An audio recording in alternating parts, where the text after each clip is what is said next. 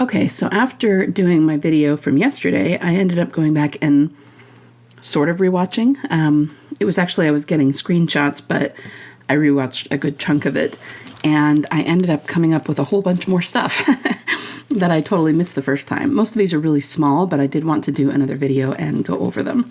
So early in the episode, Bailey tells Michonne that she does believe that Michonne will find Rick, and her logic about that is that she herself found her husband, and they found each other, and then she says, basically that she just has hope that Michonne will find Rick, and then she says circles, So I thought circles was an interesting thing.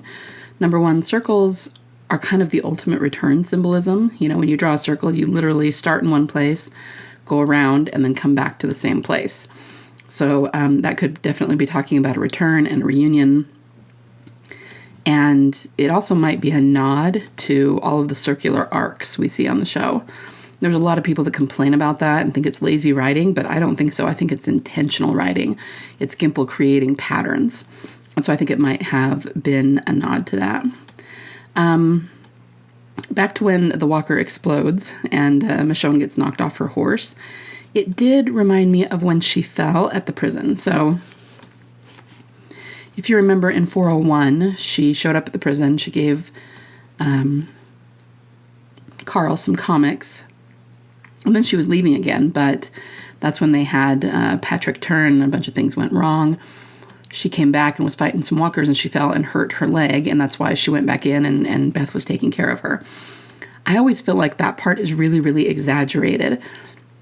And I don't mean that as a negative critique. I just mean I felt like they were really trying hard to get us to notice it, because Michonne falls and hurts her legs and she screams as though her leg's been cut off or something.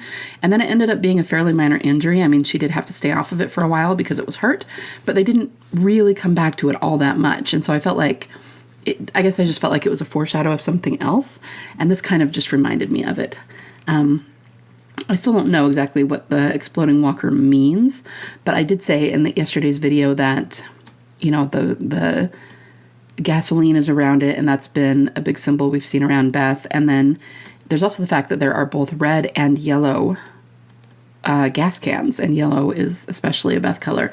But here's the thing that I realized watching it again. It's Nat really that saves Michonne. Bailey tells her that he is the one who decided to leave, and then they just decided to go with him. So without him deciding to leave, none of them would have. So it's Bailey who really shows up to help Michonne and save her in that moment. Now, it didn't end up being a terribly tense moment because they showed up, but if they hadn't shown up when they did, Michonne really might have been in a lot of trouble. I mean, at that point, she had fallen off her horse, the horse got away, she was hurt, even if, it was kind of minor, and all of the walkers were coming toward her. So without him showing up and doing the explosions to make the walkers turn away, she really would maybe have been in a lot of trouble. So the reason I'm going over this is that I have thought for a long time, like we've seen the symbolism about this before, that at some point, Beth is going to save Michonne from something. So again, I'm not sure exactly what the exploding gasoline walker means, but it's probably a foreshadow of something that Michonne is going to get into trouble with. And just as Nat saved her here, I think Beth will do something that will save her. The other evidence of this in this particular scene is that he arrives in a red truck. And watching it again, I realized that he calls this his red wagon. So if you listen for that, he says it several times, but it's really a red pickup truck. And so we've seen several instances of red around Beth. The first one that comes to mind most readily is that there was a red car with a hubcap that was a star that looked like a sheriff's star outside that white cabin where Emily was seen filming. That is those missing scenes from season 5. And because of the sheriff's star that's on it, I have always assumed that that car is how she got there. It was her transportation. So we have, kind of a motif of a red car, red transportation. And now Nat, who is, like I said, a Beth proxy, is arriving in red transportation. Now, where else have we seen this motif? Obviously, there's the one I just said, but there was also the red car that Abraham and Sasha drove during season 6 in Operation Lead the Walkers Away. And remember that they represented Beth and Daryl there. They were proxies for them. And that is also where we had Daryl leaving them to go help Rick, find Rick, changing his mind, going back, all of that. So there's really, really significant symbolism there. We also saw Maggie in a red truck when they were fighting Leah. And I also wonder about the red garment that was in Beth's cell. We have always believed that that represented her coming death. You know, it was meant to be like blood because it was meant to represent her getting shot. Not necessarily dying, even though I said that, but it would be a death as perceived by the viewers and as perceived by the other characters. And that still may be the case. I'm not saying it's not. I mean, we don't really know what that represents, but I also wonder if it could represent transportation that actually does get her out of captivity, or maybe that puts her back into captivity. I mean, we're not really sure, but everything in her cell in that scene in 401 represented captivity. There was the bird's cage, there was the gnome, there was the no exit sign, all of that. So it is all tied up somehow. So I totally missed it the first time, but I thought it was really significant that Nat was in a red truck, which he called his red wagon. We also learned that Nat had a terrible father, but a very kind stepfather who helped him and loved him and, helped him move past his destructive phase. And it occurred to me that the father motif was big with Beth because of Herschel, but Herschel actually was both. We know that he was a drunk back in the day and that he might have been more of an abusive personality back when he was drunk. But then he, as she knew him, he was not a drinker. He had stopped drinking cold turkey. And he, of course, was the Herschel we all knew. He was very kind and very wise and very loving. So it was interesting that Nat described both sides of that, and that it was just his relationship with his father or fathers was a big deal. So that occurred to me as a possible Beth parallel. This is something that you would almost need the captions on in order to catch, but when the chlorine gas goes off, Nat starts screaming at everyone to put the fabric over their nose and mouths, and he says, wet it with water from the canteens. And that presumably will help stop the gas from entering. Now, why is that important? Because it means that water could possibly save them. And we might even be able to draw the conclusion that the two who survived, Nat and Michonne, were maybe the only ones who successfully did that. We have seen water as being a saving thing more than once. During the virus at the prison, Herschel just used water to rehydrate everyone, and that's how he saved them. That's how he saved Sasha. We've just seen it more than once. And of course, that makes sense because without water, human beings die, right? Anytime you're in the desert, anytime there's a drought. We had them where they were all walking around looking for water until it rained and close to death because they didn't have any water. So it makes sense, but it's still super interesting. And we have always, for a long time, I guess, believed that in many ways, fire is attached to Daryl and water is attached to Beth. And, we might be wrong about that. It might go back and forth. I mean, I talked to you yesterday about how Nat had the lighter, and so he was obsessed with fire, and Beth wanted to burn the house down. So it could be the opposite as well. But I think it goes back and forth, and the symbolism, can be attached to either one of them. But that just caught my attention that Nat said, wet your cloths with water, and I don't know that many of them did. Either they couldn't hear him or they were too hysterical, and maybe doing that is what saved him and Michonne in the end. After they go into the little strip mall, and unfortunately both Aiden and Bailey die, Nat is sitting in a ring of fire at the perfume counter. And I did notice that the first time, but I didn't think to read too much into it. Now, we don't know exactly how it caught on fire, if he started it on fire or if it was an accident, but he was trying to get away from Aiden because he said he couldn't kill him because they were best friends. But it makes sense that the perfume counter would have been on fire because perfume tends to have a lot of alcohol in it. So, I mean, number one, there's just the fire, the ring of fire, that just feels like a Beth thing. But if you kind of consider it almost a ring of alcohol that she then lit on fire, it just smacks of Beth, right? And of her lighting the moonshine shack on fire. And the way he was crying, the way he was very upset and kind of seemed very despairing and desolate actually reminded me a lot of Beth crying in Inmates when they found the shoes on the railroad tracks. So again, these were just things that I went through and went, oh, yep, that's like Beth. Oh, yep, there's that. That's kind of like Beth, so I just wrote them all down.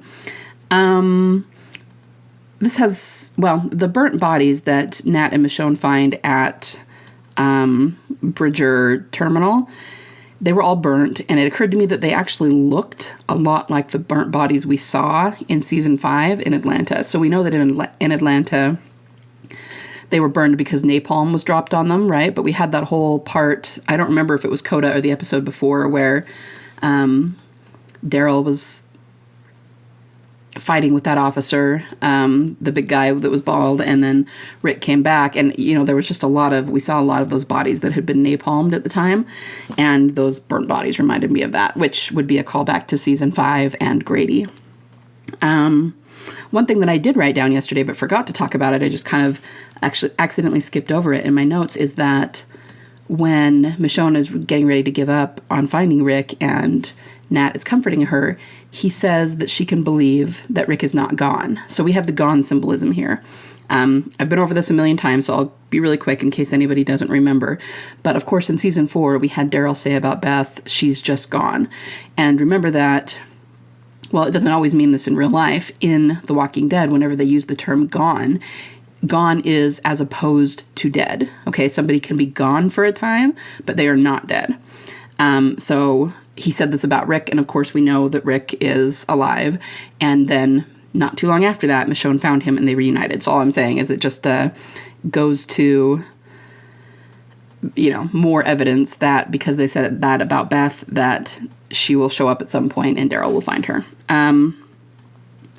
I told you yesterday that I wasn't sure what happened to the diary, to Michonne's diary and such, if Rick left it behind or buried it. I watched a little more closely this time, and he actually does put it in the black bag and take it with him. So Rick does have that diary. And they put the sword, they said it was the little guy's sword, so that, they didn't think it was hers, but, they do have the sword. And of course, Jadis knew right away that was Michonne's sword. All right, what else do we have? When Michonne is talking to Rick and asking him if he's ever had to go out in the helicopters and kill people, he says no, but he says the one in red, or the ones who are in red. So, I think how he and Michonne have orange armbands, he's saying the people who have the red bands are the ones who go out and they come back covered in blood. So they're the ones doing the killing. Again, I was just kind of relating that to the red wagon and the red garment we see in Beth's cell. I don't know if we should be relating those, but it was just something that occurred to me because I was thinking about the red wagon. I did notice when he gives her Nat's lighter that the word danger is written on the lighter. Now, danger was the name of Nat's stepfather, so this was probably his stepfather's lighter. But it was interesting that the name was written there. I didn't notice that before. It did strike me as I watched again that they really did emphasize Nat's death, about him getting shot, and it seemed like they wanted us to make sure we noticed that and remembered it, so it might have just been a way of emphasizing the similarities between him and Beth, and his death and Beth's death.